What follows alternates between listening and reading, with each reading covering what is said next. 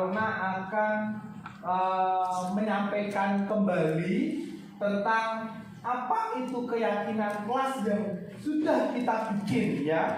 Nah, di antara keyakinan kelas itu ada berapakah? 9. Baik, ada 9 keyakinan kelas yang sudah kita buat. Nah, yang pertama apa? Menghormati semua orang. Menghormati semua orang. Yang kedua? Jujur dan bertanggung jawab. Yang ketiga? Kerjasama dan kolaborasi. Yang keempat? Berusaha yang terbaik. Yang kelima? Berani mengungkapkan pendapat. Yang keenam? Tepat waktu dan disiplin. Yang ketujuh? Peduli dan empati. Yang kedelapan? Lingkungan belajar yang aman. Dan yang terakhir apa? Menghargai proses belajar. Nah, di antara 9 itu, siapa yang mau menjelaskan dan mau menjawab tentang salah satu keyakinan kelas? Kira-kira siapa? Saya, Pak. Saya akan menjawab yang nomor 2. Kejujuran mencakup tidak menyontek dan mengakui kesalahan jika terjadi. Bertanggung jawab berarti menyelesaikan tugas tepat waktu, menjaga kebersihan kelas, dan merawat fasilitas sekolah. Ya, yang berikutnya siapa lagi yang mau menjawab tentang keyakinan kelas? Saya, Pak. Saya akan menjawab nomor 9, yaitu menghargai proses pembelajaran. Yang artinya menghargai proses pembelajaran berarti menerima bahwa belajar adalah perjalanan yang melibatkan kesalahan dan kegagalan. Siswa diajarkan untuk belajar dari kesalahan dan mereka terus berusaha. Terima kasih. Baik, itu tadi sudah dijelaskan dari beberapa teman kalian yang sudah mengetahui tentang kita yang membuat tentang keyakinan kelas kita di sini ya. Terima kasih semuanya, pokoknya selalu kita bawa keyakinan kelas itu ya dalam diri kita sendiri ya. Terima kasih.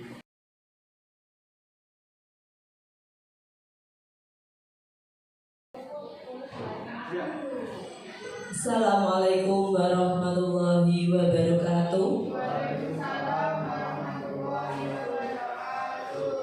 Yang saya hormati Bapak Ibu Guru SMA Negeri 1 Melongo. Alhamdulillahirabbil alamin, pada hari ini kita masih diberi kesehatan sehingga bisa hadir dalam acara diseminasi dan sosialisasi budaya positif oleh Bapak Rona Haridia Irsyad, CGP Angkatan 11 Kabupaten Jepara. Kedua kalinya sholawat serta salam tak lupa kita haturkan kepada junjungan Nabi kita, Nabi Agung Muhammad SAW, yang kita nantikan syafaatnya di yaumul qiyamah. Amin. Baik Bapak Ibu, sebelumnya saya akan membacakan agenda pertemuan pada pagi hari ini. Yang pertama yaitu pembukaan, yang kedua menyanyikan lagu Indonesia Raya, yang ketiga pemaparan materi, yang keempat diskusi, dan yang kelima refleksi, dan yang keenam penutup. Untuk acara yang pertama yaitu pembukaan, bagi yang beragama Islam, mari membaca basmalah. Mari saya hantarkan. Bismillahirrahmanirrahim. Terima kasih. Semoga dengan bacaan basmalah tadi acara pada hari ini dapat berjalan dengan lancar. Untuk acara yang kedua, nyanyikan lagu Indonesia Raya dulu.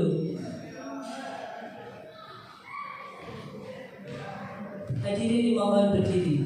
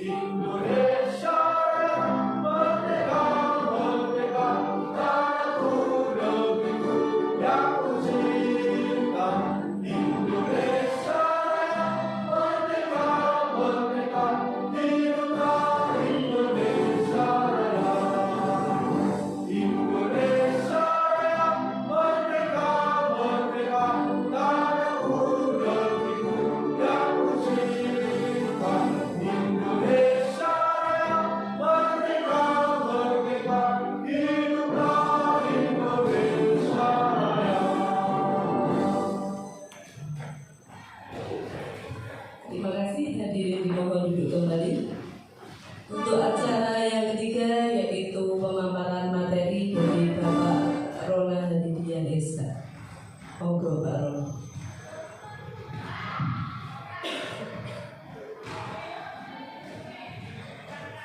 Baik, terima kasih. Assalamualaikum warahmatullahi wabarakatuh. Bapak Ibu yang berbahagia, Bapak Ibu hebat yang saya hormati, kali ini saya akan menyampaikan materi tentang budaya positif. Nah, sebelum memasuki materi, saya ada pantun untuk Bapak Ibu semuanya. Ya. Baik. Pagi-pagi minum teh hangat, kopi panas diminum si Arif. Mari berkolaborasi dengan semangat, belajar tentang budaya positif. Terima kasih Bapak Arif, saya singgung ya, mohon maaf. Selanjutnya, baik Bapak Ibu, saya materi ini nanti ada 6, yaitu pertama ada budaya positif, disiplin positif dan nilai kebajikan universal yang nanti akan saya sampaikan. Yang berikutnya ada teori motivasi, hukuman dan penghargaan. Dan berikutnya lagi ada keyakinan kelas. Seperti apa sih keyakinan kelas nanti? Nah, nanti kita akan kupas tuntas di halaman berikutnya. Dan berikutnya ada kebutuhan dasar manusia dan dunia berkualitas. Dan yang kelima yaitu ada 5 posisi kontrol ya. Dan yang terakhir tentang segitiga restitusi. Nah, pertanyaannya adalah kepada Bapak Ibu guru hebat yang saya hormati, antara setuju dan tidak setuju. Yang pertama adalah pertanyaan berikut. Hukum dapat mendisiplinkan anak. Kira-kira setuju apa tidak Bapak Ibu guru? Tidak. Mungkin saya akan tunjuk Ibu Vina, kenapa tidak? Terima kasih atas waktunya. Menurut saya, hukuman tidak dapat mendisiplinkan anak. Hukuman bisa jadi hanya menakut-nakuti anak. Terima kasih. Ya, masuk juga masuk akal Bapak Ibu guru, karena hukuman itu bisa untuk menakut-nakuti anak ya. Dan anak akan menjadi takut dan akhirnya takutnya itu akan terpendam. Ketika dipendam pun anak ketika dewasa itu akan menjadi pendendam dalam dirinya, menjadi suatu ingatan gitu. Oh, Bapak Arif itu dulu saya pernah dibentak misalkan, atau nah seperti itu menjadi luka dalam dirinya. Jadi seperti itu. Terus pemberian hukuman dengan hal positif seperti contohnya membaca atau membersihkan halaman sekolah, dan itu dapatlah meningkatkan disiplin anak. Itu contohnya seperti itu bisa. Terus memberikan penghargaan, kira-kira itu kalau pemberian penghargaan dapat meningkatkan motivasi belajar anak apa tidak memberikan penghargaan itu? Bapak Ibu guru? Tidak. Kenapa tidak Ibu Adis? Terima kasih waktunya. Jadi menurut saya, kenapa pemberian penghargaan itu tidak meningkatkan motivasi belajar siswanya? Karena nanti anak itu bisa jadi dia mau belajar karena mendapatkan imbalan seperti hadiah. Misalnya nanti kalau kita seorang guru memberikan kuis ke siswa, ayo yang bisa jawab kuis nanti tak kasih uang jajan 100.000. Nah, mereka jadinya termotivasi untuk belajar itu karena mendapatkan hadiah. Jadi nanti kalau tidak dapat hadiah dia nggak mau belajar seperti itu. Terima kasih.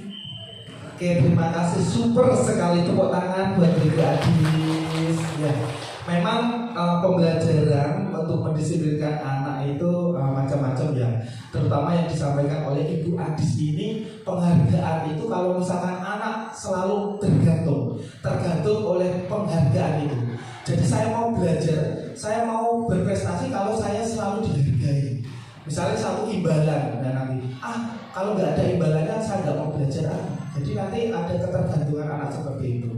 Nah, nanti biar kita bahas tuntas di berikutnya, materi berikutnya, di halaman berikutnya. Kali ini tujuan untuk budaya positif ini adalah satu, mengimplementasikan pemahaman terkait budaya positif yang dapat membuat murid belajar dengan aman dan nyaman sesuai filosofi Ki Hajar Dewantara. Yang kedua itu membagikan pemahaman dan pengalaman terkait budaya positif kepada rekan sejawat di lingkungan pendidikan. Terima kasih, selamat datang Bapak Pur Ramosidi dan Bapak Joko Wijayanto. Nah, ini Bapak Ibu guru hebat. Nah, terus yang kedua tadi membagikan pemahaman dan pengalaman terkait budaya positif kepada rekan sejawat dan di lingkungan sekitar pendidik kita. Berikutnya, nah, disiplin positif dan nilai-nilai kebajikan universal. Universal itu kan secara keseluruhan ya, artinya seperti itu. Nah, ini hanya foto saya ketika saat momen-momen yang tak terduga gitu. Nah, ini salah satu foto. Berikutnya tentang perubahan paradigma. Nah, kegiatan untuk ini adalah suatu kepalan tangan. Ada A dan B, Anda dan teman Anda ya, Anda dan temannya. Sobeklah secari kertas. Kira-kira ada kertas nggak ya di sini? Sobeklah secari kertas kecil, tuliskan benda atau sesuatu yang sangat berharga untuk Anda, untuk Bapak Ibu. Letakkan di salah satu tangan Anda ya. Genggamlah kuat-kuat benda yang kamu tulis, yang Bapak Ibu tulis ya. Itu di kertas itu misalnya yang berharga menurut panjenengan, menurut Bapak Ibu yang paling berharga itu apa? Mobil atau motor, mesin atau apa? Tidak benar, tidak apa-apa. Yang penting itu berharga. Ya sebenarnya gitu. Ya, yang penting berharga. Berharga sekali, berharga apa gitu. Nah. Ya, gitu. Silahkan tulislah. Kalau sudah ditulis, nah, coba genggam itu pada tangan Bapak Ibu. Bebas tangan kanan atau tangan kiri. Nah, suatu benda yang berharga itu ataupun hal yang lain yang berharga, kira-kira teman kamu silakan untuk meminta, teman Anda untuk meminta genggaman itu. Kira-kira Anda untuk memberikan nggak? Nah, kira-kira diberikan nggak? Yang berharga gitu. Kira-kira kuat nggak? Nah, tidak. Ada yang tidak, ada yang dikasih. Ya, ada yang tidak. Sudah, Bu Ayu? Sudah digenggam? Boleh saya minta?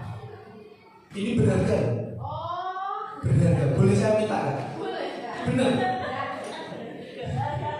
Berharga, benar berharga. Tidak apa dikasih apa tidak?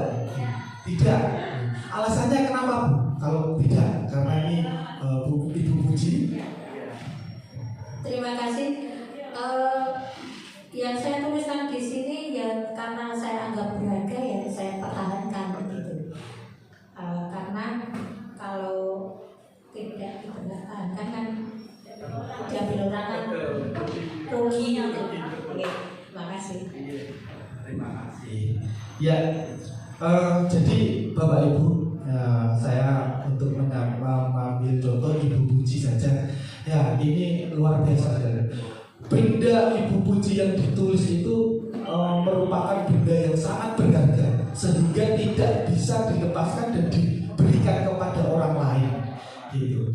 Nah, inilah apa yang terjadi ketika memang benda itu harus diperkuat dan harus misalkan ada yang dikasih gitu. Nah, maka akan berikutnya benda itu akan menjadi prioritas diri kita sendiri. Tidak bisa kita lepaskan dulu. Nah ini untuk suatu yakin untuk diri kita sendiri. Seperti itu kita dalam meyakini anak-anak kita itu di dalam kelas bisa memberikan suatu motivasi yang menjadikan suatu keyakinan gitu. Nah tadi pertanyaannya apakah Anda membuka kepala tangan? Ternyata ada yang dipertahankan. Dalam kegiatan ini sebenarnya siapa yang memegang kendali atau kontrol yang membuka atau menutup kepala tangan? Kira-kira yang mengontrol diri memegang suatu kendali itu siapa? Diri kita sendiri, ya betul sekali. Terima kasih Bapak Ibu, itulah diri kita sendiri. Perubahan paradigma teori kontrol, ada 4 ilusi kontrol, ya. 1 ilusi guru mengontrol murid. Nah ini. Yang berikutnya ada ilusi bahwa kritik dan membuat orang merasa bersalah dapat menguatkan karakter, dan ilusi bahwa semua penguatan positif efektif dan bermanfaat, serta yang terakhir ilusi bahwa orang dewasa itu memiliki hak memaksa. Biasanya gitu, orang dewasa itu memiliki hak untuk memaksa. Wes pokoknya tak paksa. Iku gelem. Biasanya kan gitu orang dewasa. Nah, kita akan bahas lagi. Siapa sesungguhnya yang memiliki kontrol itu? Itu menurut Stephen R. Covey, Principle Centered Leadership, menyampaikan ini Bapak. Stimulus respon, yaitu ada perilaku buruk dilihat sebagai sesuatu kesalahan.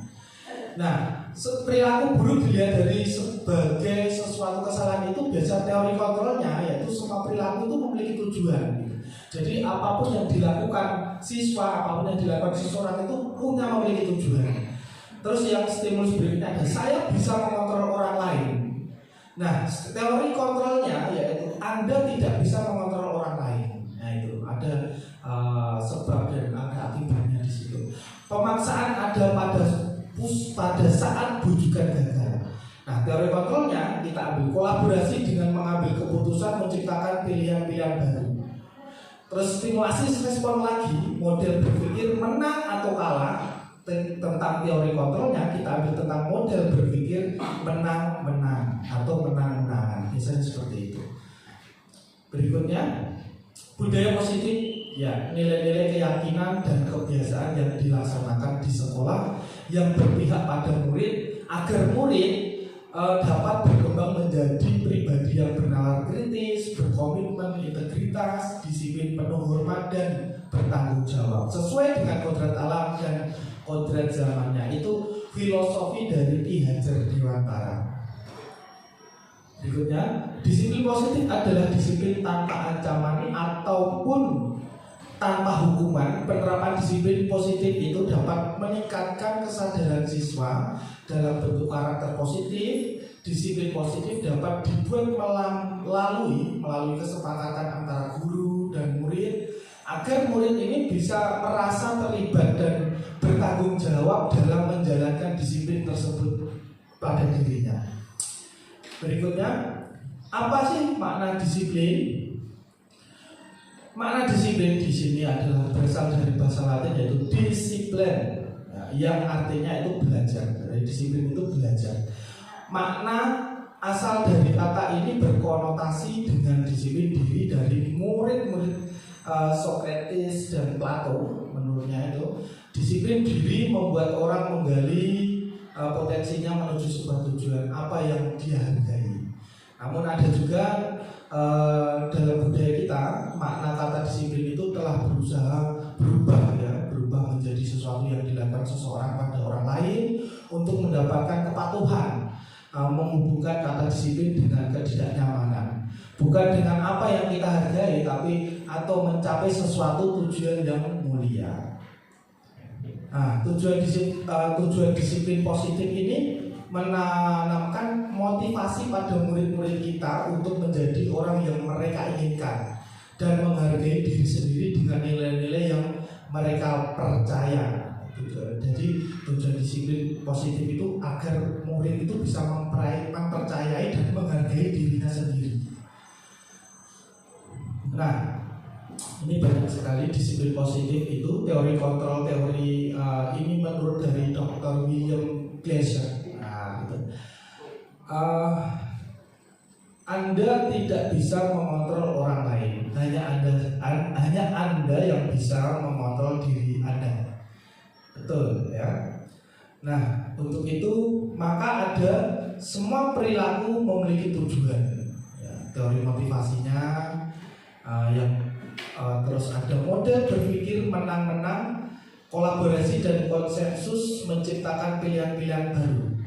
Ada realitas kebutuhan kita berbeda, kita berusaha memahami pandangan orang lain tentang dunia. Setiap orang itu memiliki gambaran yang berbeda. Nah, ini kita dijabarkan lagi dengan ada beberapa akar-akar subnya tentang teori motivasi, yaitu satu itu menghindari hukuman. Menghindari hukuman itu ada untuk mendapatkan imbalan. Nah, ini merupakan motivasi ekstrinsik ya. Terus ketika itu 5 posisi kontrolnya yaitu penghukum, pembuat rasa bersalah. Berikutnya ada teman pemantau, dan untuk berikutnya yang ketiga untuk menghargai diri sendiri yaitu ada manajer. Terus akhirnya kita tarik kepada nilai-nilai kebajikan universalnya untuk keyakinan kelas. Nah, untuk 5 posisi kontrol ini yang kita tarik tadi ke bawah itu adalah segitiga restitusi, yaitu ada menstabilkan identitas, validasi kebutuhan, dan menanyakan untuk keyakinan. Semua ini juga kita tarik lagi, banyak sekali akar-akar subnya. Makna disiplin itu belajar kontrol diri dengan menggali potensi kita agar tercapai tujuan mulia, yaitu sesuatu menjadi seseorang yang kita inginkan berdasarkan nilai-nilai yang kita hargai. 5 kebutuhan dasar manusia bertahap hidup ya. Memang kebutuhan dasar manusia yang kita jalankan, kita sebagai manusia itu diantaranya ini. Kita itu bisa untuk bertahan hidup, penguasaan, kasih sayang dan rasa terima, kesenangan, dan yang satu ini kebebasan. Nah, ini itu 5 kebutuhan dasar itu. Nah, kira-kira Bapak Ibu sudah merasakan ke ini belum gitu ya? Yang belum yang mana gitu biasa. Gitu. Nah, itu realitas itu kebutuhan kita yang berbeda. Kita berusaha untuk memahami pandangan orang lain di dunia ini, karena setiap orang itu memiliki gambaran yang berbeda. Kita lanjut. Disiplin positif menggunakan menumbuhkan motivasi internal dalam diri siswa untuk mencapai tujuan dan nilai-nilai yang diinginkan sendiri.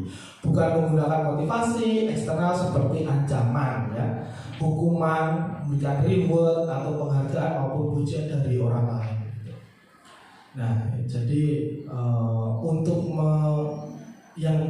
tujuan dari nilai-nilai yang kita inginkan dalam diri sendiri itu bukan berarti kita memberikan motivasi gitu. Jadi bukan beri kita memberikan suatu ancaman, bukan juga kita memberikan hukuman, reward atau penghargaan maupun pujian.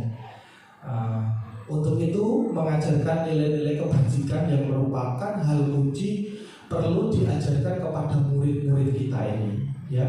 Menurut Diana Goshen tahun 98 ya, di bukunya berpendapat jika kita ingin motivasi intrinsik dari dalam diri seseorang, maka tumbuhkanlah pemahaman terhadap nilai-nilai kebajikan universal. Nah, nilai-nilai kebajikan adalah nilai-nilai yang bersifat-sifat positif manusia untuk merupakan tujuan mulia yang ingin dicapai setiap individu. Nilai-nilai tersebut ini bersifat universal dan lintas bahasa, suku bahasa, agama maupun latar belakang kita. Nah, itu nilai kebajikan itu seperti itu. Nah, nilai-nilai kebajikan yang ingin dicapai oleh setiap anak di Indonesia kita kenal dengan yang namanya profil pelajar Pancasila. Nah, profil pelajar Pancasila ini ada 6 dimensi. Nah, profil pelajar ya ini ada beriman bertakwa kepada Tuhan Yang Maha Esa dan berakhlak mulia. Berikutnya itu ada berkebinekaan global, bergotong royong, kreatif, bernalar kritis, mandiri. Nah itu di dalam profil pelajar Pancasila. Berikutnya kita SPK dulu. Oke, kita Bapak Ibu guru hebat silakan untuk berdiri. Kita SPK dulu biar meregangkan otot-otot kita untuk santai gitu ya. Oke, bisa mengikuti video yang saya putar di depan. Nah, baik ya.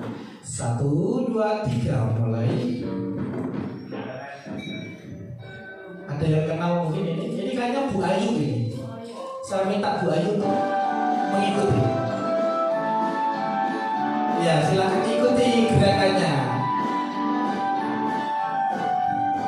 Belajar Pancasila, berikan bertakwa, hanya Tuhan yang Esa, bermakna mulia, menegakkan global, gotong royong berdiri, kreatif dan bernalar kritis. Belajar Pancasila, berikan bertakwa, hanya Tuhan yang Esa, berakhlak mulia, menegakkan global, gotong royong berdiri, kreatif dan bernalar kritis. Lagi ya Bapak Ibu? Ya, santai saja. Boleh sambil senyum-senyum. Yuk, jar Pancasila, beriman dan bertakwa, pada Tuhan yang Esa, berakhlak mulia, menegakkan global, gotong royong berdiri, kreatif dan bernalar kritis. Jar Pancasila, beriman dan bertakwa, pada Tuhan yang Esa, yang berakhlak mulia, menegakkan global, gotong royong berdiri, kreatif dan bernalar kritis.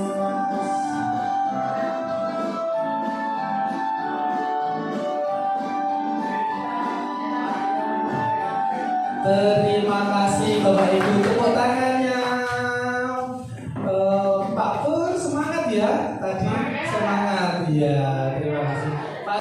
Oke, baik, kita lanjutkan lagi.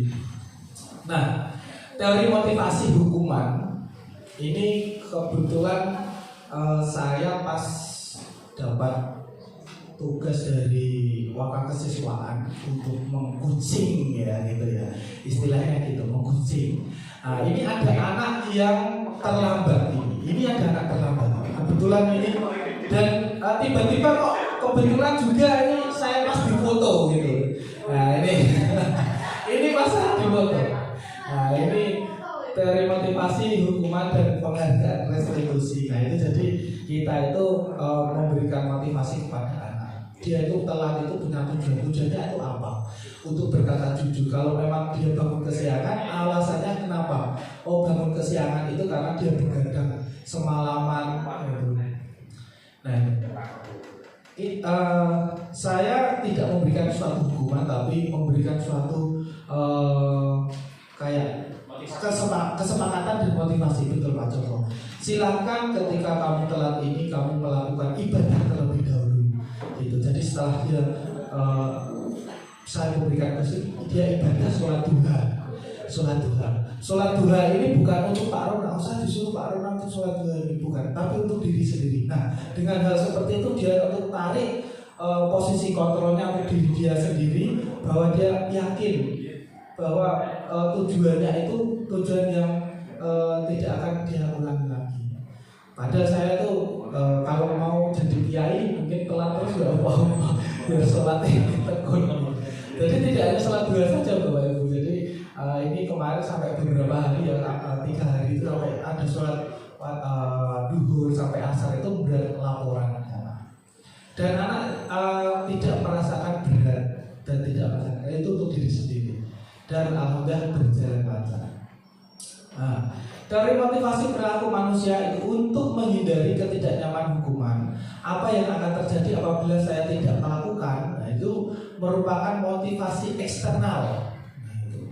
Yang berikutnya, untuk mendapatkan imbalan dari orang lain atau institusi ya, institusi apa yang akan saya dapatkan apabila saya melakukan itu juga masuk dalam motivasi eksternal.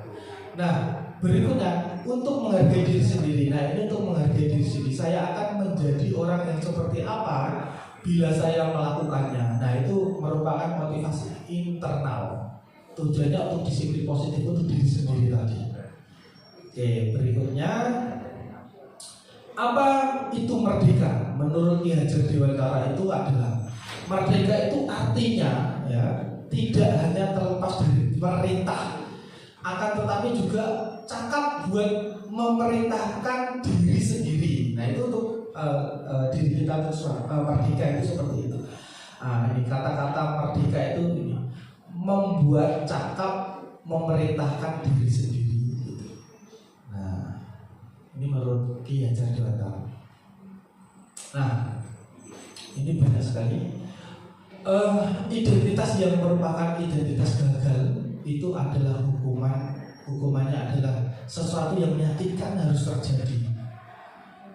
Tidak nyaman untuk murid, anak untuk jangka waktu panjang. Jadi hukuman itu merupakan tidak nyaman untuk murid, untuk jangka panjang, sama seperti yang disampaikan Ibu Adis tadi. Korban mendapatkan keadilan. Nah, murid atau anak akan tersakiti ketika mendapatkan hukuman. Ya, tersakiti itu akan menjadi dampak yang panjang juga. Perilaku pasif agresif nanti akan selalu meningkat. Semakin kita berikan hukuman, semakin kita memberikan pernyataan yang tidak baik, dia akan semakin melonjak gitu. Ibaratkan kalau anak kecil sekarang itu kalau dikandani cara orang Jawa, dikandani malah saya blodro, padahal nggak gitu. Nah, sistem tidak akan berjalan bila murid tidak takut. Nah, berlaku hanya pada sebuah institusi, tidak berlanjut pada kehidupan nyata. Peraturannya adalah kamu harus gitu. Murid anak mau benci tentang peraturan, itu aja akan terbentuk negatif, hasilnya nanti akan negatif. Nah, ketika identitasnya ketika sukses, kita lihat disiplinnya kita ketika lihat ada konsekuensi. Sesuatu harus terjadi, tidak nyaman untuk murid anak ketika jangka waktu pendek. Korban bisa diabaikan, konsekuensinya seperti itu. Murid tidak dibuat tidak nyaman. Penguatan hanya bertahan dalam jangka waktu pendek, memerlukan monitoring, supervisi, dan terus menerus. Membantu penerapan mengikuti peraturan dalam masyarakat. Terus berikutnya, apa peraturannya? Mampukah kamu melakukannya? Terima kasih. Murid anak akan menghormati peraturan. Itu bersifat netral. Tapi kalau kita tarik disiplin positifnya tentang restitusi yang bertujuan untuk positif, nah restitusi akan merupakan pilihan. Menguatkan untuk murid anak dalam jangka panjang, itu menguatkan untuk murid. Korban mendapatkan ganti. Kita ketika dapat korban, gantinya apa? Murid tidak mendapatkan penguatan. Nah, masalah akan terpecahkan. Murid belajar bertanggung jawab untuk perilakunya, fokus pada memecah masalah dalam jangka waktu panjang. Apa yang kamu yakini, apa yang bisa kamu lakukan untuk memperbaiki masalah ini. Nah, murid anak menghormati dirinya dan orang lain. Itu akan terbentuk oleh positif. Baik. Dihukum oleh penghargaan. Kalau kita sering memberikan suatu penghargaan itu memang kita anak-anak nanti akan tergantung. Saat kita berulang kali menjanjikan hadiah kepada anak-anak agar berperilaku bertanggung jawab, atau kepada seorang murid agar mempelajari sesuatu yang baru, atau kepada seorang karyawan agar melakukan pekerjaannya yang berkualitas, kita sedang berasumsi mereka tidak dapat melakukannya, atau mereka tidak akan memilih untuk melakukannya. Itu menurut Alfikon. Nah, gitu. Jadi kalau anak diberikan suatu penghargaan itu akan tergantung terus nanti. Gitu. Pak, kalau saya mau melakukan hal yang ini, kira-kira ada imbalannya nggak Pak? Ya, kalau selalu satu diberi nanti akan ditagih terus. Oke. Berikutnya hukuman dan penghargaan. Penghargaan maupun hukuman adalah cara-cara mengontrol perilaku seseorang yang dapat menghancurkan untuk mempelajari yang sesungguhnya. yaitu dalam pertama yaitu ada pengaruh jangka pendek dan jangka panjangnya. Mengurangi ketepatan, tidak efektif, merusak hubungan, menurunkan kualitas, mengurangi motivasi intrinsik. Nah, hukuman atau konsekuensi, ya, berikan hukuman atau konsekuensi ya. Kalau hukuman, sesuatu yang menyakitkan harus terjadi ya, membuat anak itu sakit, fisiknya juga maupun hati untuk jangka waktu yang sangat lama gitu. Karena anak itu memorinya juga sangat peka gitu. Saya tuh ya tadi sudah sampaikan pernah dikasih nilai Pak Rona 4, jadi sampai dia tua itu mengingatkan, halo Pak Rona, kayak nilai 4 itu sampai diingat-ingat, jadi sesuatu yang padahal hanya nilai gitu, menyakitkan ya itu seolah-olah. Anak membenci kedisiplinan, paksaan, mendorong anaknya menyakiti diri sendiri, konsep diri yang buruk. Anak belajar untuk membunyikan kesalahan, marah, rasa bersalah, dipermalukan, merasa tidak dihargai. Nah, konsekuensinya ketika sesuatu yang menyakitkan harus terjadi, itu sesuatu harus terjadi. Konsekuensinya sesuatu harus terjadi. Terus nanti membuat anak merasa tidak nyaman dan jangka waktu pendek. Anak menghargai disiplin, stimulus tanggapan, mendorong agar anak ini dapat mudah menyesuaikan diri.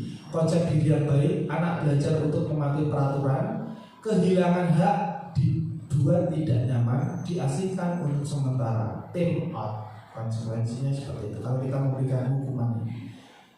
Oke. Baik, untuk berikutnya adalah setelah membaca bagian tentang ini, hukuman konsekuensi restitusi, maka istilah bagian di bawah ini kira-kira bila seorang guru atau orang tua melakukan tindakan yang dinyatakan kolom sisi kiri, apakah tindakan tersebut berupa hukuman atau konsekuensi. Nah, saya akan memberikan suatu pertanyaan. Tindakan guru mencatat 100 kali di dalam buku kalimat, saya tidak akan terlambat lagi karena terlambat ke sekolah. Itu merupakan hukuman atau konsekuensi. Hukuman. Kita coba lagi. Oke. Yang ini Bu. Ini loh. Oke, kita bermain kuis. Bukan kuis family 100.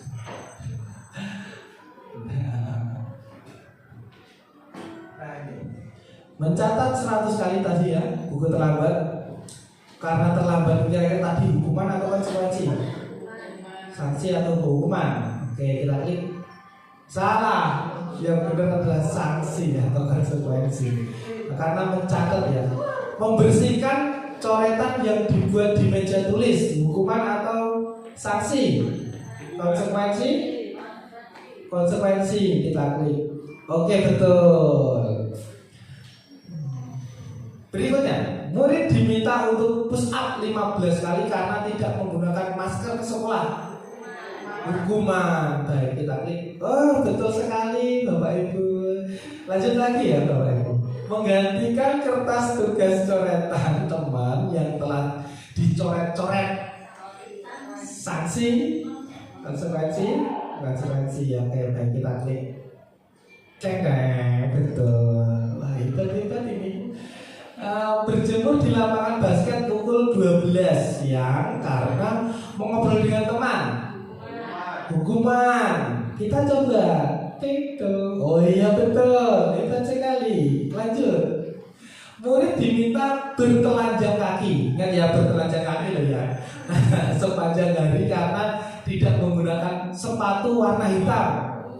Sesuai kautan apa? Hukuman. Oke, betul sekali. Lanjut ya, Bapak Ibu.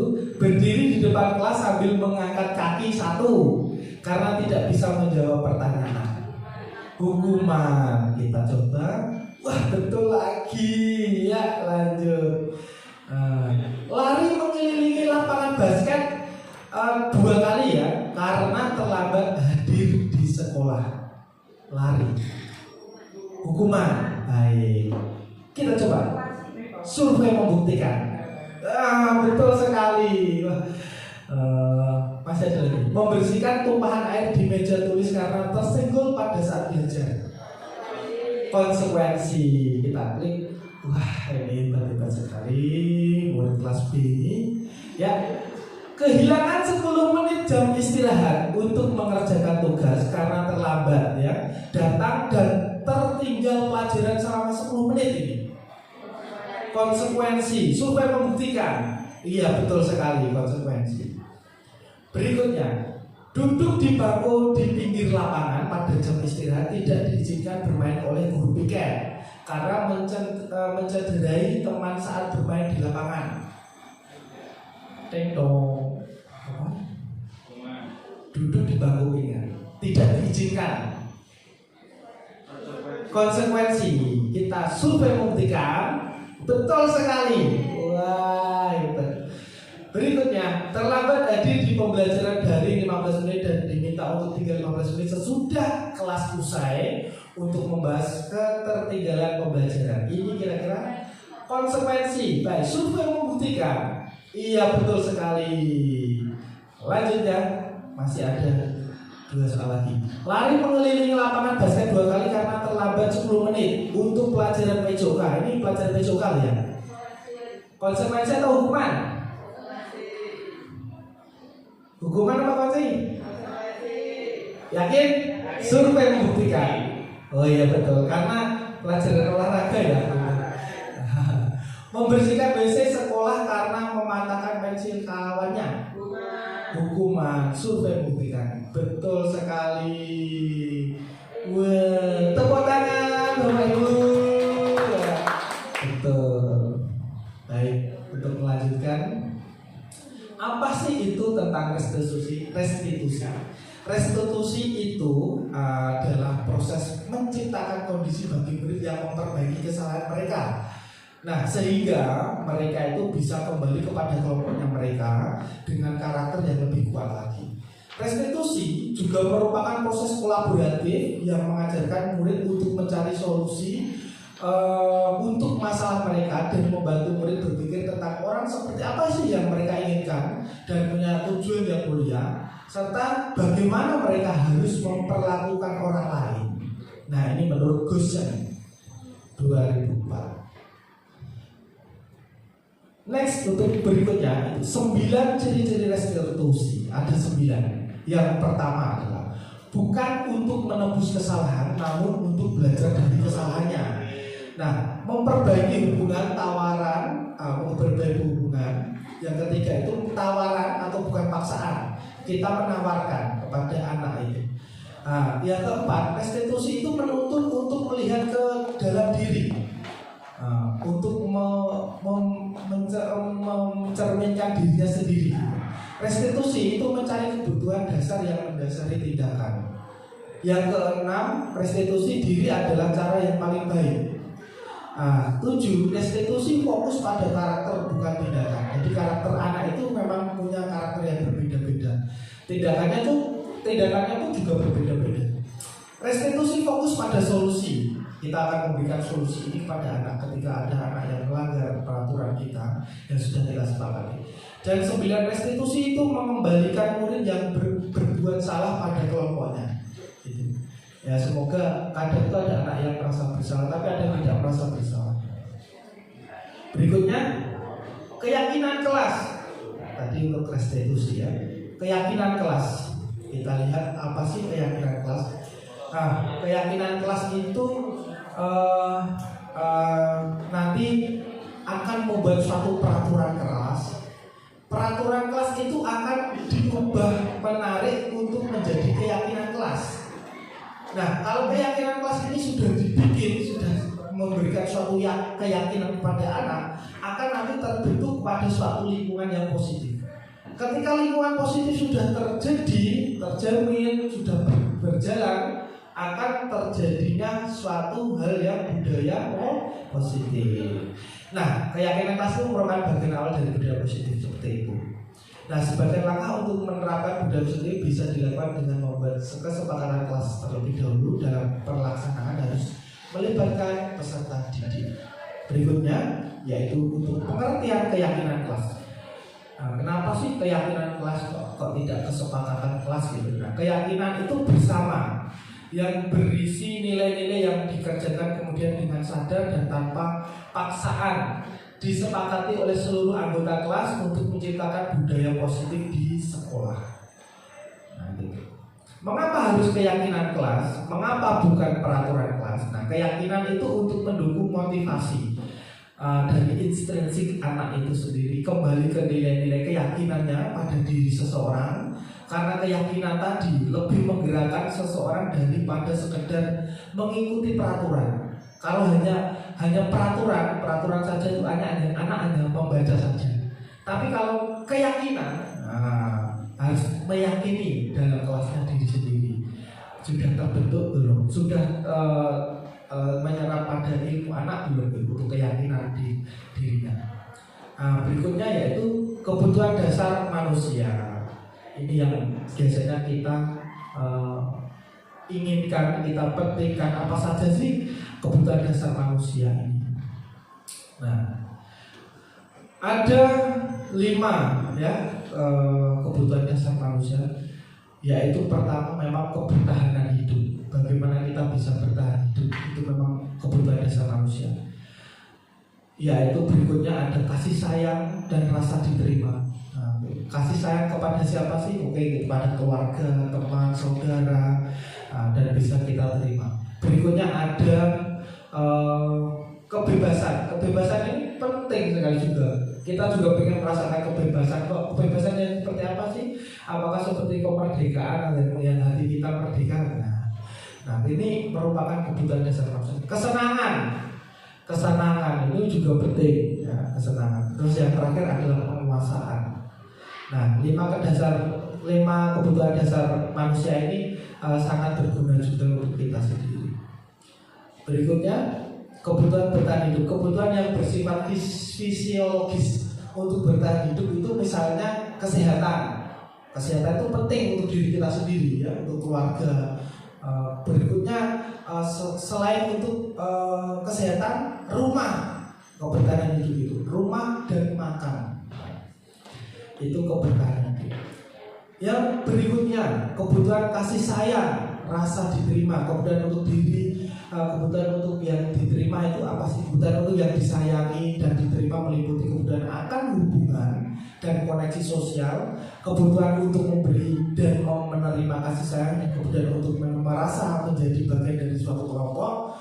Nah, kebutuhan ini juga meliputi keinginan untuk tetap terhubung dengan orang lain seperti teman, keluarga, pasangan hidup, teman kerja, atau binatang peliharaan yang suka dengan kucing misalkan, atau yang lain, dan kelompok di mana kita yang tergabung. Nah, ini merupakan kebutuhan kasih sayang dan rasa diterima. Untuk yang ketiga yaitu kebutuhan penguasaan, kebutuhan pengakuan atas kemauan. Nah, kebutuhan ini berhubungan dengan kekuatan untuk mencapai sesuatu, menjadi kompeten, menjadi terampil, diakui atas prestasi dan keterampilan kita, didengarkan dan memiliki rasa harga diri. Kebutuhan ini meliputi keinginan untuk dianggap berharga, bisa membuat perbedaan, bisa membuat pencapaian, kompeten, diakui dan dihormati. Ini kebutuhan yang merupakan penguasaan itu seperti itu. Kita bisa bagaimana diri kita itu bisa dihargai sih. Nah, itu seperti itu. Nah, untuk yang keempat, kebutuhan kebebasan. Kebutuhan kebebasan akan pilihan, itu kebutuhan untuk kebebasan, yaitu kebutuhan akan kemandirian, otonomi, memiliki pilihan dan mampu mengendalikan arah hidup seseorang. Anak-anak dengan kebutuhan kebebasan yang tinggi menginginkan pilihan. Nah, mereka itu perlu banyak bergerak, suka mencoba-coba gitu. Tidak terlalu pengaruh orang lain dan senang mencoba hal yang baru dan menarik. Nah, itu merupakan hal yang kebebasan. Itu biasa terjadi pada diri kita juga. Kita sifatnya bisa mencoba-coba, anak juga seperti itu. Yang kelima adalah kesenangan. Kesenangan yang merasa senang untuk kebutuhan kita, yaitu adalah kebutuhan yang akan kesenangan, adalah kebutuhan untuk mencari kesenangan, bermain dan bertakwa. Bayangkan hidup tanpa kenikmatan itu apapun. Nah, betapa menyedihkan. Menurut Glaser itu menghubungkan kebutuhan akan kesenangan dengan belajar. Anak-anak dengan kebutuhan dasar kesenangan yang tinggi biasanya itu ingin menikmati apa yang dilakukan mereka, yang bisa berkonsentrasi tinggi saat mengerjakan hal yang sama. Studi kasus ya, tadi kebutuhan dasar manusia. Studi kasus ini Ibu Zulaika, tetangganya Pak Joko itu, Ibu Zulaika. Ibu Zulaika itu guru wali kelas, sedang bingung menghadapi ulah salah. Satu murid di kelasnya itu bingung dia mengatasi ulah salahnya anak ini. Nah, ya anak ini namanya Doni. Anak ini namanya Doni. Beberapa anak telah mengeluh Doni yang seringkali meminta bekal. Jadi Doni itu sering minta bekal makan siang pada temannya. Itu dengan cara memaksa minta makan. Jika Anda menghadapi situasi seperti ibu,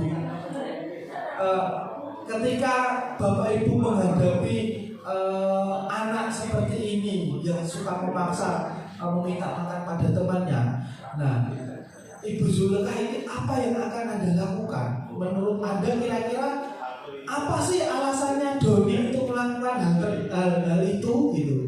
Kira-kira apa? Menurut panjenengan, menurut Bapak Ibu kok melihat Doni kok suka memaksa minta makanan temannya? Alasannya apa? Karena lapar, boleh. Lauknya teman lebih enak, lebih ini ya, teksturnya lebih enak, lembut, daging jika dia bawa teri. Gitu. Ada yang lain? Oh, untuk mencari perhatian pada teman-temannya boleh. Mungkin Bu Ari apa? Tidak diberi bekal orang tuanya, bisa juga gitu. Orang tuanya nggak bisa memberi bekal, akhirnya dia memaksa meminta pada temannya. Tapi ada juga untuk mencari perhatian kepada teman-temannya. Nanti kita lihat ya di berikutnya. Alasan Doni ini karena ia lapar dan orang tuanya tidak membawakannya bekal makan siang saat itu. Maka kebutuhan dasar yang sedang berusaha dipenuhi oleh Doni adalah kebutuhan untuk bertahan hidup. Nah, dia itu untuk bertahan hidup. Ya bener loh, mau nek gak makan mau masuk isoman hidup. Memang itu untuk bertahan hidup. Nah, dan bisa juga bermacam-macam tadi ya jawabannya Bapak Ibu guru hebat sekali. Terus ada alasan Doni yang berikutnya yaitu karena dia ingin merasa senang temannya jadi perhatian dia. Jadi dia itu senang diperhatikan temannya kalau dia itu mencari ini minta gitu. Jadi Pak Joko selalu memperhatikan saya. Jadi seperti itu. Ketika temannya itu melaporkan tindakan yaitu pada gurunya dan gurunya itu memberitahu pada orang tuanya, sehingga orang tuanya itu jadi memperhatikan dia. Nah, maka kebutuhan dasar yang sedang dipenuhi Doni itu adalah kebutuhan akan kasih sayang gitu. Jadi ketika Bapak Ibu nanti melaporkan ke orang tuanya, Bu, Doni itu suka makan temannya, suka meminta makan temannya gitu. Ternyata dia butuh kasih sayang pada orang tuanya gitu. Macam-macam ya. Alasan ketiga juga karena temannya itu jadi takut dengan dia dan menuruti keinginan, maka sebetulnya Doni sedang berusaha memenuhi kebutuhan dasar yaitu kekuasaan. Nah, jadi ada lagi. Doni kan kayak Pak Joko itu. Nah, itu sapopo ya. Pokoknya ning kelasku jaluk kancamu sing awake cilik gak wani karo kowe. Nah, ini merupakan suatu dasar yaitu kekuasaan. Nah, itu ada macam-macam ya kekuasaan. Itu. Ada juga karena Doni itu merasa bosan dengan bekal makannya. Ya, makanannya itu tadi misal dikasih teri. Jadi makanya dia ingin mengambil bekal temannya. Nah, inilah salah satu juga merupakan cara dia itu menunjukkan suatu kebebasan. Baik. Banyak sekali ya alasan. Kalau kesenangan itu karena ia melakukan karena iseng saja, dan dia menikmati ekspresi wajah teman-temannya yang kesal karena diambil makanannya, dan menurut dia itu ekspresi temannya itu lucu, maka berarti Doni sedang memenuhi kebutuhan akan senang Jadi ketika Doni itu mengambil makanannya si Bu Amber ini, Bu Amber itu wajah, wah, nah itu maka si Doni itu seneng lihat mukanya Bu Amber tuh sama kita. Itu merupakan dia itu ada kesenangan di dirinya sendiri.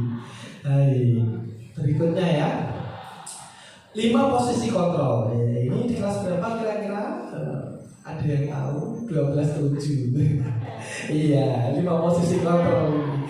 Iya, 5 posisi kontrol yaitu pemberi rasa bersalah. Penghukum bisa menggunakan hukum fisik maupun verbal. Posisi penghukum senantiasa menekan dan memaksa siswa mengikuti sistem yang dibuat. Itu merupakan penghukum ya. Ada juga pada posisi ini biasanya guru akan bersuara lebih lembut, menunjukkan kekecewaan mendalam. Dampak siswa seorang pembuat merasa bersalah adalah siswa yang merasa rendah diri, merasa gagal dan tidak berharga. Jadi ada guru juga yang dia itu lemah lembut, bergejolak hati, tapi perkataannya itu bikin menyakiti hati itu ada gitu. Nah, ini menjadi rasa anak itu ya sakit juga. Dan juga ada guru yang membangun interaksi lebih dekat. Ini sama seperti teman. Dengan anak bersikap ramah, akal dan bercanda, bahasa tubuhnya, pendapat pada murid, mata dan senyum jenaka, dampak negatif dari posisi kontrol. Ini adalah teman, adalah murid hanya akan bertindak untuk guru tertentu dan tidak untuk guru lainnya. Murid akan tergantung pada guru. Nah, kalau kita selalu menganggap murid kepada diri kita sebagai teman selalu terus-menerus juga tidak baik. Nanti anak akan bersikap beda lagi. Nah, guru dengan posisi ini cenderung melihat perilaku siswa untuk menggunakan bukti-bukti tersebut untuk membuat keputusan tentang tindakan apa yang perlu diambil. Nah, ini sebagai pemantau. Kalau sebagai manajer, ini guru berbuat sesuatu bersama dengan murid, mempersilahkan murid mempertanggungjawabkan perilaku, mendukung murid agar dapat menemukan solusi atas permasalahannya sendiri. Nah, ini banyak sekali yang bisa saya bacakan. 5 posisi kontrol. Ada memberikan motivasi, guru berbuat, guru berkata, hasilnya seperti apa, kaitan dengan dunia berkualitas, murid berkata juga dampaknya pada murid seperti apa. Nah, ini penghukum menghindari hukuman itu identitas yang gagal ya, gagal di luar kontrol ini, yaitu adalah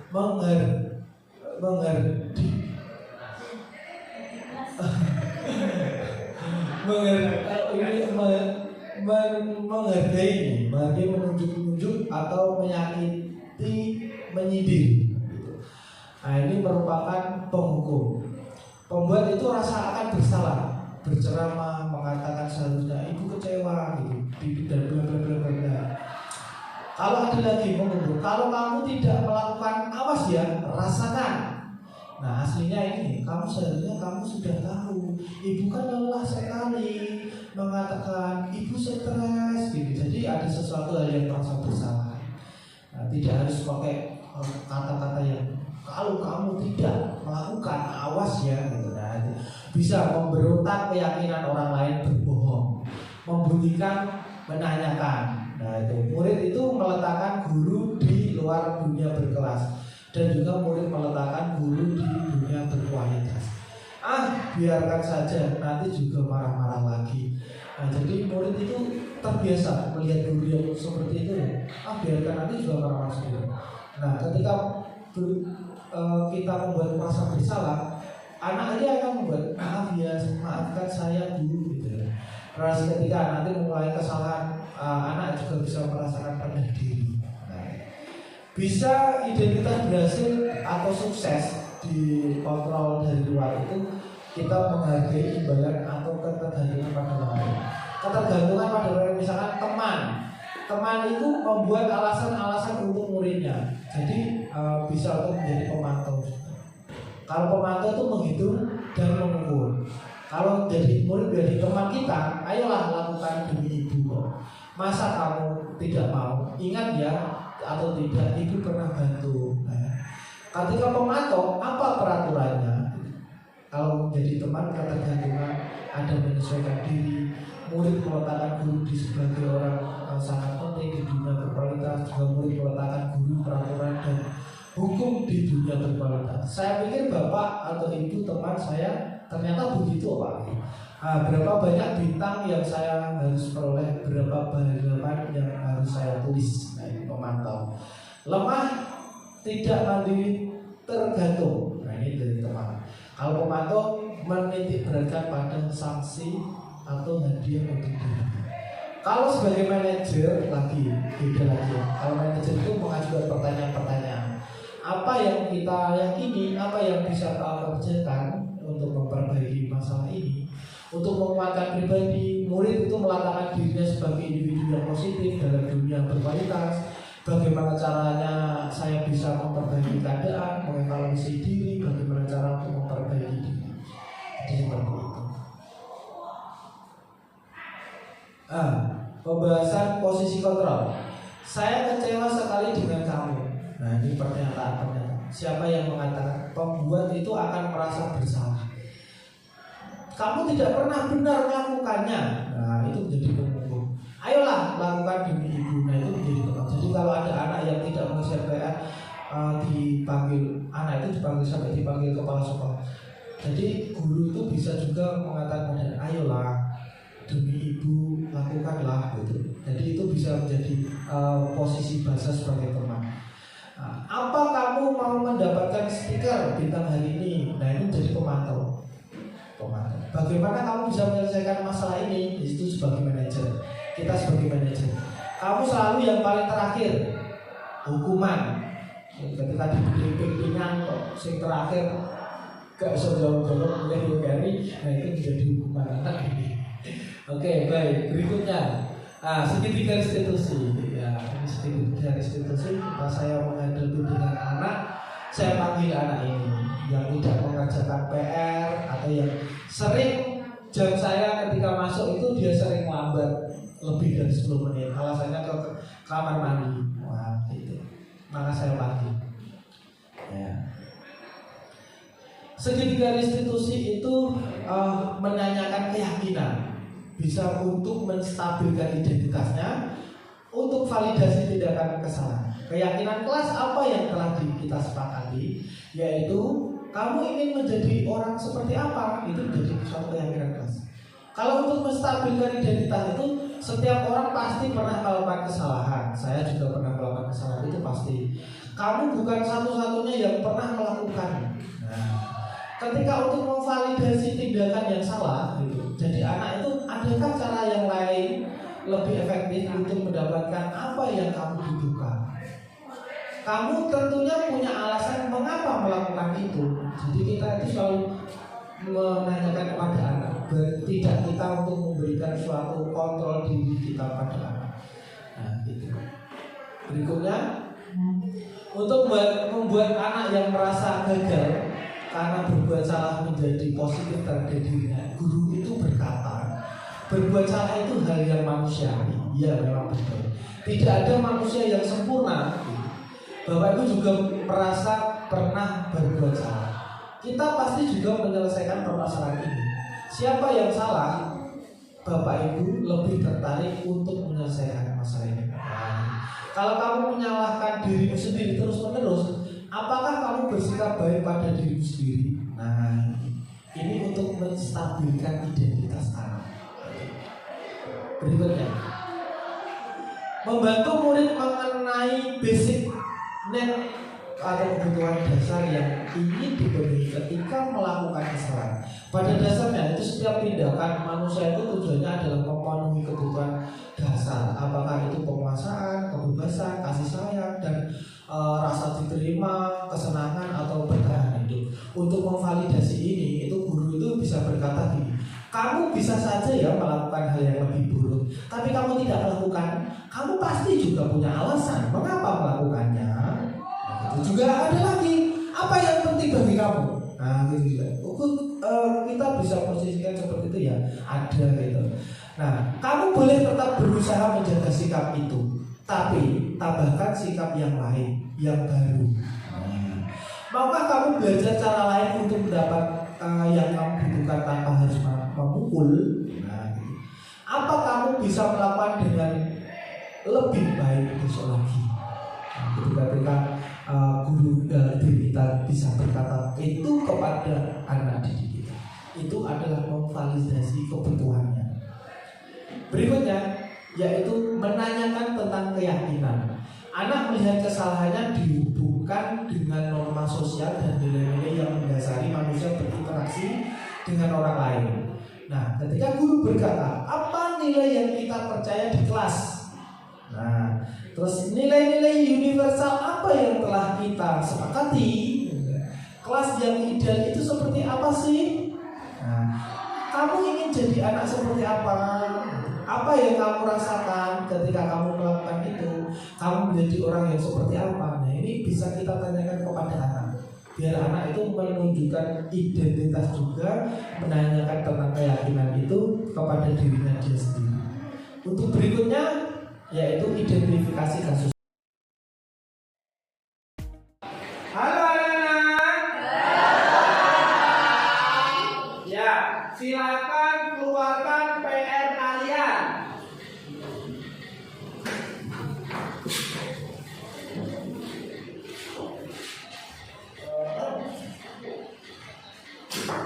Dias, PR kamu mana? Maaf Pak, saya nggak membawa. Loh, kamu nggak bawa PR? Iya. Dias, kamu tahu nggak kalau kamu saya panggil ke sini? Ya tahu. Nah, karena kamu tidak mengerjakan PR. Ya Pak Rona, tidak apa-apa kamu tidak mengerjakan PR, tapi Pak Rona mau tanya apa alasan kamu sampai kamu tidak mengerjakan PR? Saya lupa Pak. Kamu lupa. Nah, bagaimana biar kamu tidak lupa untuk membuat diri kamu sendiri untuk bisa mengerjakan PR itu tidak kelupaan? Bagaimana caranya? Saya akan membuat di catatan buku kecil agar saya tidak lupa untuk mengerjakan PR, dan sesampai rumah saya akan membuka catatan tersebut. Oke, kita kan sudah tahu dan kita kan sudah paham, kita sudah membuat suatu kesepakatan dalam kelas, ya kan? Nah, manfaat apa ketika kamu kalau sudah bertanggung jawab melaksanakan tugas PR? Saya akan menjadi orang disiplin dan bertanggung jawab. Ya baik, terima kasih. Saya Pak Rona mengapresiasi penuh pada kamu. Nah, biar tidak terjadi lagi, semoga itu bermanfaat ya. Dan silakan kamu untuk kembali ke kelas. Nah, ini sebenarnya videonya masih panjang, cuma saya potong di sini. Jadi anak yang tidak mengerjakan PR itu saya panggil kamu. Jadi menjadi apa alasan kamu? Kamu tidak mengerjakan PR karena dia lupa. Nah, terus biar tidak lupa, coba kamu berpikir apa yang akan kamu lakukan kalau ada PR. Ternyata dia mencoba untuk kalau ada PR ditulis di kertas kecil, ketika dia pulang ke sekolah selalu buka buku catatan kecilnya itu. Biar tidak akan kelupaan. Dengan seperti itu dia akan melakukan ketika dia mengerjakan PR itu, saya tanyakan, kamu merasa bersalah nggak? Iya Pak, saya merasa bersalah dan tidak akan diulang-ulang. Dengan seperti itu saya memberikan posisi kontrol pada anak ini. Nah, segitiga restitusinya seperti itu. Kesimpulannya yaitu guru sebagai pemimpin pembelajaran bisa menguasai lingkungan kelas.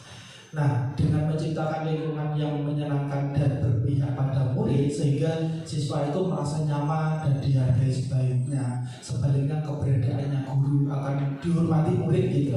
Setiap sekolah itu memang memiliki peraturan yang wajib ditaati oleh seluruh murid. Nah, pemberian keteladanan dan pembiasaan baik pada murid akan mewujudkan budaya taat aturan dalam menghadapi pelanggaran yang masih dilakukan oleh murid.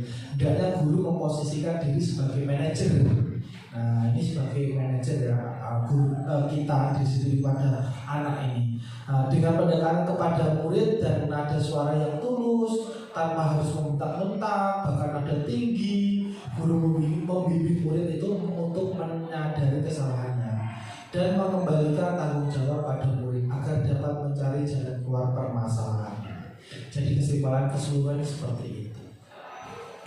Nah, refleksi untuk diri kita sendiri. Hal baru apa yang Bapak Ibu guru dapatkan setelah menyimak hasil budaya positif ini? Kira-kira apa? Tidak boleh menghukum. Oke, yang lain? Tidak boleh menghukum. Terus ada lagi Bu, guru sebagai manajer yang kita petik tadi ya, guru sebagai manajer. Kira-kira hal lain, posisi kontrol juga. Berikutnya, perasaan apa yang muncul selama belajar bersama terkait ini? Kok potong ya? Ini perasaan apa yang muncul selama belajar bersama terkait budaya positif yang sudah saya sampaikan ini? Kira-kira perasaannya bagaimana Bapak Ibu? Senang, bahagia, itu bahagia, dapat pengalaman, gak saliran ini, oke, dapat pengalaman yang luar biasa ya dari saya. Kita belajar bersama. Terus sebagai seorang guru, posisi kontrol manakah yang sudah Bapak Ibu guru terapkan? Kira-kira sebagai seorang guru, posisi kontrol manakah yang sudah Bapak Ibu terapkan dalam budaya positif ini? Ya, posisi kontrol kira-kira yang akan gunakan, manakah yang sudah Bapak Ibu gunakan kira-kira sebagai posisi kontrol? Nah, seperti apa? Bu Ayu, posisi kontrolnya apa kira-kira? Apa ya gitu? Bisa sebagai teman, oke, baik, bisa sebagai teman pada anak, baik.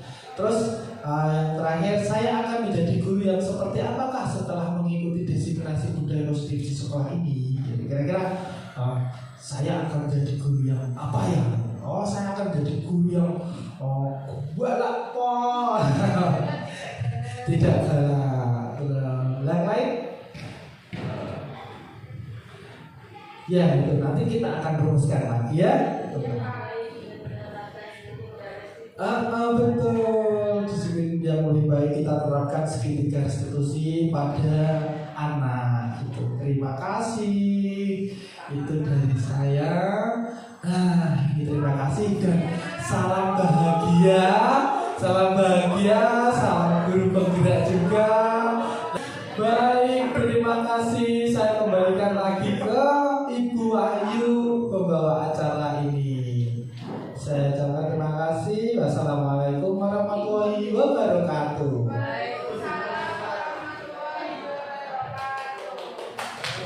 Terima kasih Bapak Roman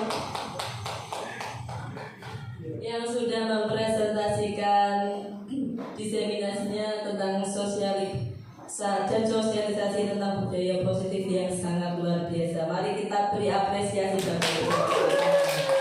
Jadi untuk acara yang terakhir yaitu penutupan, mari kita tutup dengan bacaan hamdalah. Mari saya hantarkan alhamdulillahirobbilalamin. Terima kasih dari saya. Jika ada